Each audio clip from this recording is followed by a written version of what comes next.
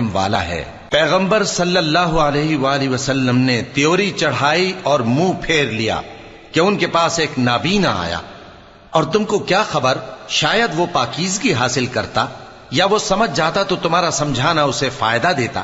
اب وہ جو پرواہ نہیں کرتا سو اس کی طرف تو تم توجہ کرتے ہو، حالانکہ اگر وہ نہ سنورے تو تم پر کچھ الزام نہیں۔